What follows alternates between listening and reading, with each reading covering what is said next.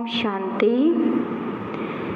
प्रजापिता ब्रह्मा कुमारी ईश्वरीय विश्वविद्यालय के माध्यम से आप सभी पिछले कई दिनों से राजयोग मेडिटेशन कोर्स का अर्थात आध्यात्मिक ज्ञान का लाभ ले रहे हैं और आशा है कि आप इसे अपने अंदर आत्मसात करने का भी पूरा प्रयास कर रहे होंगे। हम सभी जिस ईश्वरीय विश्वविद्यालय के द्वारा आज ये ज्ञान सुन रहे हैं, इसके बारे में हमने पहले भी सुना कि निराकार ज्योति बिंदु परमपिता परमात्मा ने साकार माध्यम बनाया हम सभी को ये ज्ञान देने के लिए, और उसका साकार माध्यम है प्रजापिता ब्रह्मा। जी हाँ, हम उन्हीं ब्रह्मा जी की बात आज आपसे करेंगे, उन्हीं ब्रह्मा जी का हम जिक्र आपके सामने रखेंगे जिनके बारे में हम सभी वेदों शास्त्रों में सुनते आए, भक्ति मार्ग के चित्र में देखते आए, और हम सभी ने चार मुख वाले ब्रह्मा जी के ही नाम से उसको अभी तक जाना। ये वही ब्रह्मा जी हैं जिनके चार मुख नहीं, एक्चुअल में इनका एक ही फेस था, और इस एक ही मुख से कैसे उस निराकार परमात्मा ने इनके तन में प्रवेश होकर के सतयुगी दुनिया की सृष्टि का स्थापना का जो कार्य कराया, वो कार्य शायद किसी और रथ के माध्यम से भगवान नहीं करा सकते थे, क्योंकि जो रथ भगवान ने चुना वो बहुत ही अनुभवी था, बहुत रिलीजियस था, बहुत सोशल था। ऐसा रथ परमात्मा ने लिया जिसको परमात्मा की बहुत समय से खोज थी।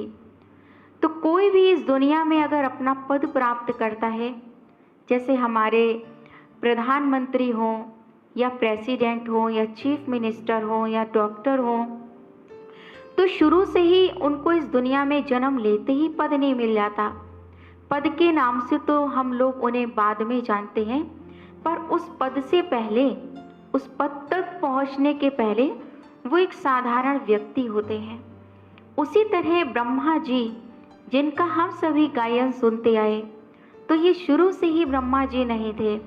ब्रह्मा जी से पहले ये एक साधारण व्यक्ति थे, और इनकी जो साधारण व्यक्ति थे वो इनकी जीवन यात्रा का एक अलौकिक सफ़र कैसा रहा, आज हम सभी उनके बारे में सुनेंगे कि कैसे ये दादा लेखराज नाम के सुप्रसिद्ध हीरे जवाहरात का व्यापारी ने प्रजापिता ब्रह्मा तक बनने का जो संघर्ष किया अपने जीवन में, जो अलौकिक यात्रा की, आज हम सभी ब्रह्मा बाबा की उस जीवन कहानी को सुनते हैं और ईश्वरीय विश्वविद्यालय की सेवाओं के एवं उसकी गतिविधियों के बारे में जानेंगे।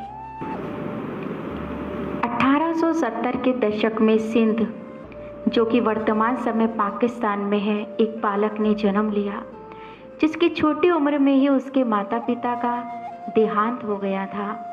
और उस माता पिता के देहांत के बाद बहुत संघर्ष करके उसने अपना एक व्यवसाय शुरू किया, और जो व्यवसाय उसने शुरू किया, कुछ ही वर्षों में वह एक नामचीन जौहरी बन गया, डायमंड मर्चेंट बन गए।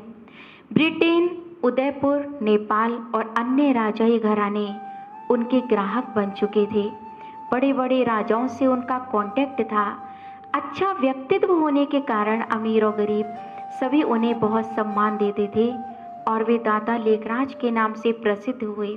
1936 में 60 वर्ष की आयु में जब वे अपने व्यवसाय के शिखर तक पहुंच गए, उन्हें दुनिया की बातों से वैराग आने लगा तथा उन्हें कई दिव्य साक्षात्कार समय प्रति समय होने लगे, जहां एक ओर उन्हें दुनिया का महाविनाश का साक्षात्कार दिखाई दिया कि संसार का महाविनाश हो रहा है, और दूसरी ओर उन्हें साक्षात्कार हुआ इसी कलयुगी दुनिया पर आने वाली सतयुगी सृष्टि का।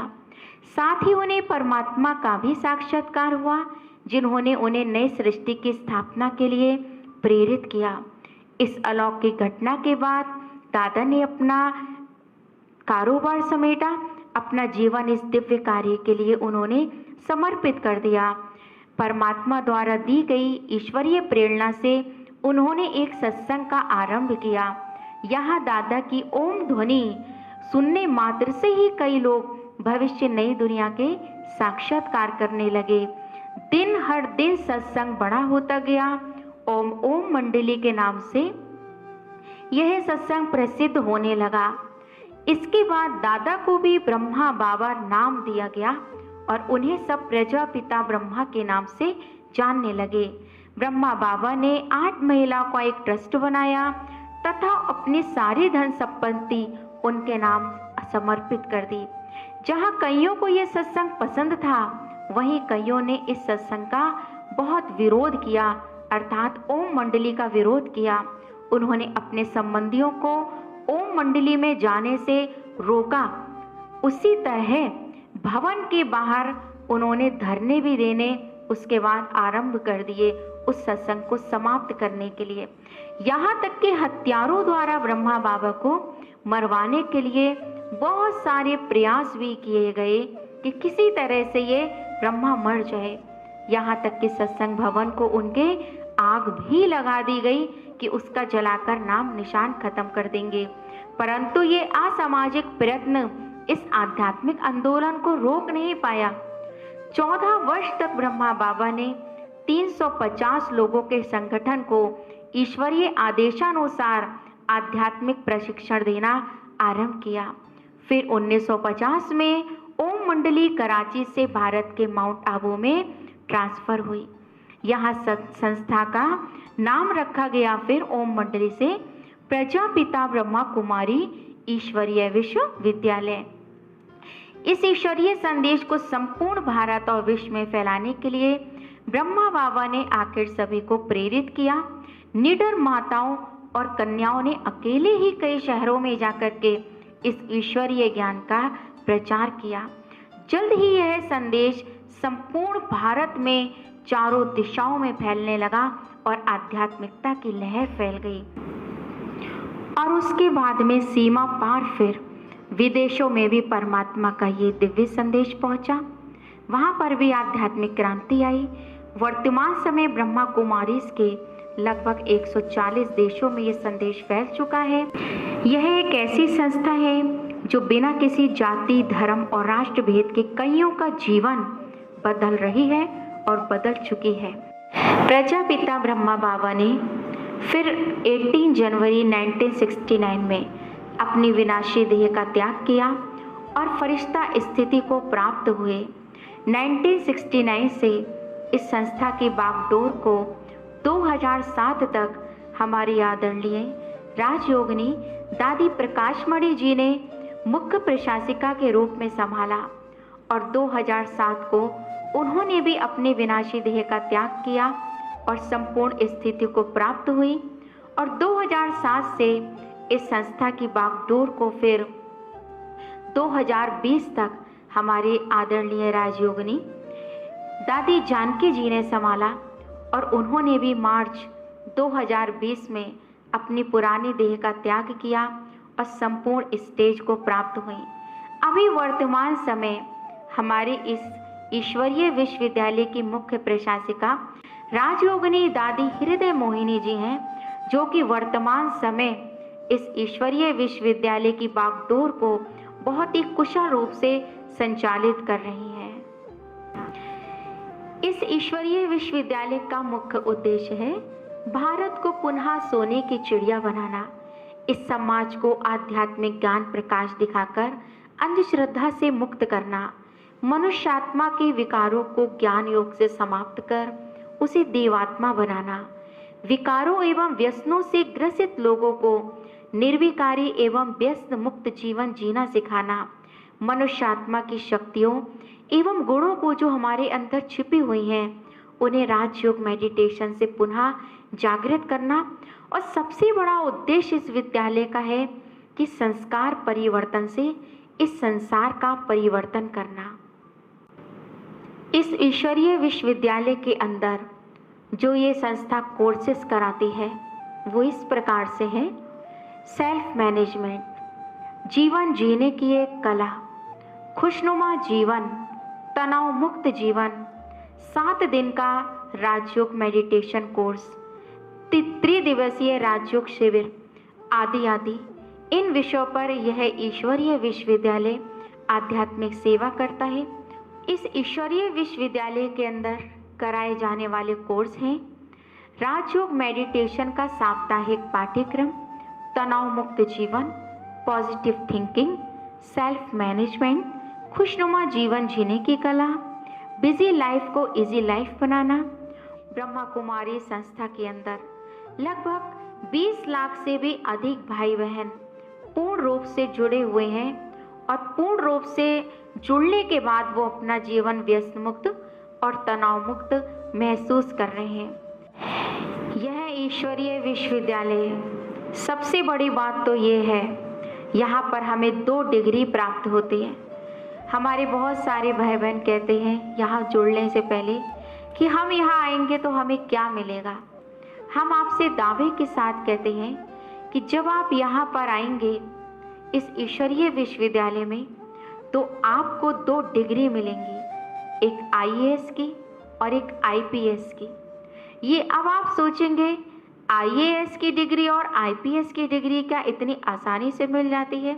जी हाँ, आपको ये डिग्री बहुत आसानी से मिल जाती है राजयोग मेडिटेशन का अभ्यास करने के बाद। और यहाँ पर दी जाने वाली शिक्षाओं को जब हम आत्मसात करते हैं तो हम IAS भी बन जाते हैं और IPS भी बन जाते हैं। IAS मतलब आई एम अ सोल और IPS अर्थात I am a peaceful soul. ये 2 डिग्री हम सभी को मिलती हैं जो कि संसार में किसी के पास भी नहीं है। लोगों के पास पद तो हैं पर उनका जीवन सुख और शांति से भरा शायद नहीं होगा। इस ईश्वरीय विश्वविद्यालय में आप सभी हार्दिक आमंत्रित हैं। अपने परिवार सहित आप यहाँ आइए और यहाँ आकर के आपको जो राजयोग के द्वारा जीवन जीने की कला मिलेगी, आप उस जीवन जीने की कला के माध्यम से अपने जीवन रूपी यात्रा को बहुत ही सुखद और सुगम बना सकते हैं।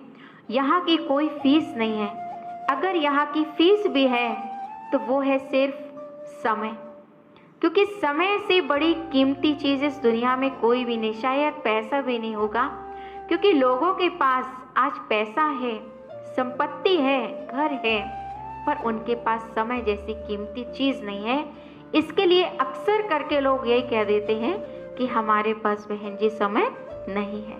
तो आप अपना थोड़ा सा कीमती समय निकाल करके परमात्मा के अंदर दी जाने वाली शिक्षाओं को सुनिए, जो परमपिता परमात्मा रोज यहाँ पर प्रजापिता ब्रह्मा के तन के माध्यम से जो उन्होंने 1936 से जो 1969 तक ईश्वरीय और आध्यात्मिक ज्ञान सुनाया, जिसे हम सभी मुरली कहते हैं।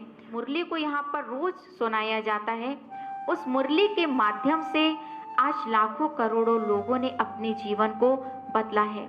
लाखों भाई बहन तो इससे पूरी तरह जुड़े हुए हैं, लेकिन इसके साथ साथ जो हमारे संस्था की ओर से पीस ऑफ माइंड चैनल बना हुआ है, जो कि 24 आवर्स चलता है बिना ऐड के, वो पीस ऑफ माइंड चैनल के माध्यम से आज घर बैठे करोड़ों भाई बहन इस दिव्य संदेश को सुन करके घर बैठे ही उन्होंने अपने जीवन को, अपने खान पान को और अपनी बुराइयों को अच्छाइयों में परिवर्तित कर लिया है।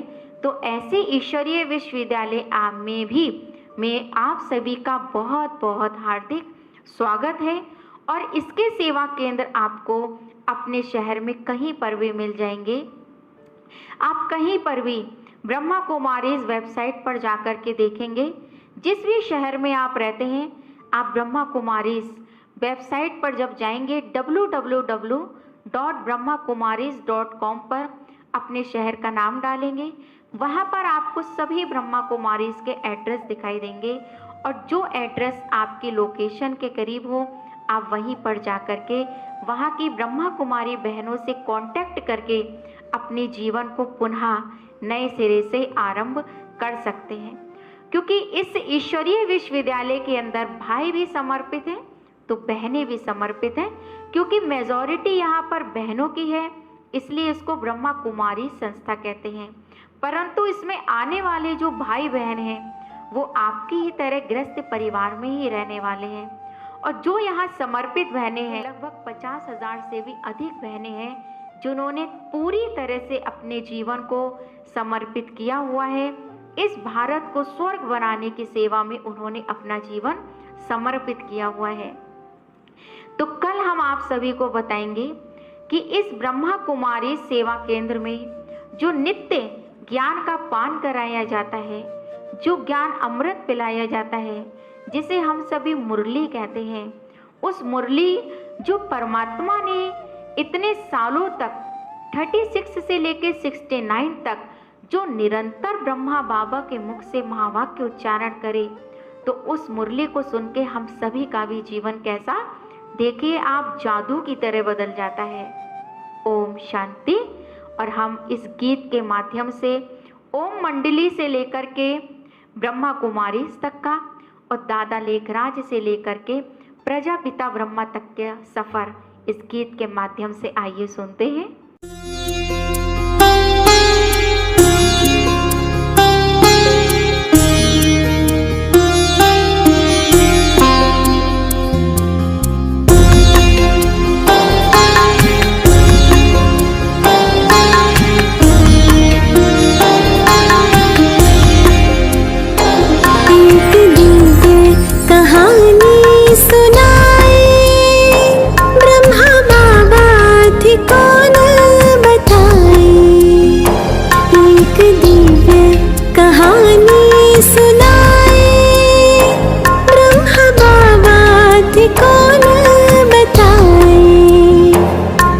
शिव को थे खुद में समाए, आओ तुमको कहानी सुनाए।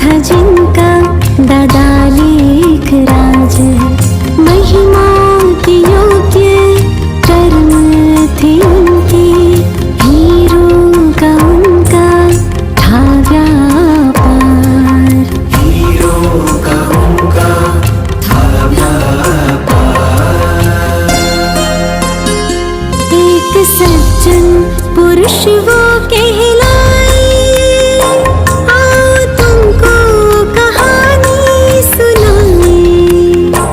कैसे शिव को थे खुद में समाए, ब्रह्मा बाबा थे कौन बताए।